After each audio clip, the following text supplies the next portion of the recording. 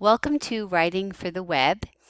This tutorial, I will address how to set up your WordPress blog. This is Dr. Gina Marcello, and you are looking at a tutorial for the course CM EN213 Writing for the Web. There's a couple of things that you need to take in consideration before you go to the WordPress blog site. The two things that I really need you to do are to read chapter 12 in the Felder book, Writing for the Web, which is about blogging, and it'll give you some ideas for design and layout, as well as chapter 5 of the Zinzer book, which is really about the audience. So before you even set up your WordPress blog, I want you to think about what you'd like to write about. What is your focus? Do you want to write about, as one of the students had mentioned, French fries, the best place to find French fries, or makeup, maybe travel or education? And then you need to think about who you want reading your blog. This is your target audience. And while it might sound very exciting to say, I want everyone to read my blog, that is too broad of an audience. Your best bet and the advice that I would give, especially to early bloggers, is to really develop a niche, an area that is underserved, perhaps, something that you're really passionate about and interested in, because you'd be surprised how many people will also be interested in that particular area. So I'm going to walk you through the steps of setting up the WordPress blog. The very first step is going to ask you to categorize your blog. Does it fall under education or fashion or health, the arts? There'll be a lot of different options that WordPress will give you. If you know going in it will make it a lot easier to set it up. And then you're going to select your domain name. And I would suggest that the domain name be somehow related either to you as an individual. My personal blog is ginamarcello.com, which is my name, or if it is perhaps something related to the topic that you'd like to blog about. Please know that the domain name cannot be changed, where the format and the layout can. So you really want to think about, what do I want my name to be? And then you're going to select your layout.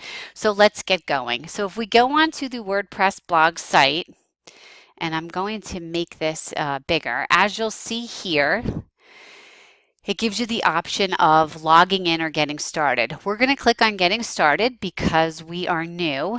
And the first thing it's going to ask is, do you want to start with a blog, start with a website, start with a portfolio, or start with an online store?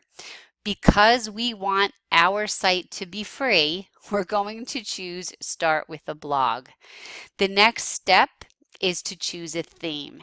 And there are hundreds of themes that are available and that are free to you. And for the purposes of the tutorial, I'm going to pick 2016 as my theme.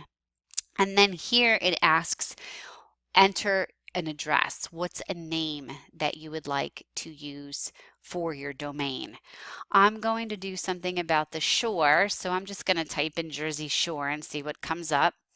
And it'll give you some options and these drop-down menus, as you will see. Have to be a little patient. There we go. So as you can see here, the first one that it suggests is jerseyshore2017.wordpress.com. It's very long, but it's free. If I wanted something that was a little bit shorter, so here WordPress is making some recommendations for me, this would require me to sign up for a premium account, which would cost $8.25 a month, and I do not think that's necessary for you to do that. You can just click on the free one for the purposes of the class.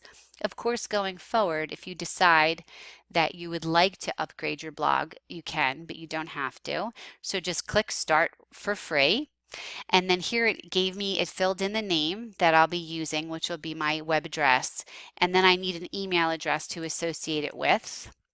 I have a Gmail account. I think this is it that I'm going to use. And I'm going to create a password. And here we go. I click continue. And let's see. Maybe let me try Yahoo. Continue. Yay. Congratulations. My website is ready. So here is my subdomain name. It would be www.jerseyshore2017.wordpress.com. And then what you're going to do is click on View My Site, and this will bring up the shell that I selected or that you'll select using that particular layout. So that's all for this tutorial. It's the things to consider before you go online to create your website, your blog site, and then actually going through the steps and creating it. Thanks for watching. If you have any questions, please don't hesitate to reach out to me. You can reach me by email. Additionally, there will be a follow-up tutorial about how to set up the layout of your blog. Thanks for watching.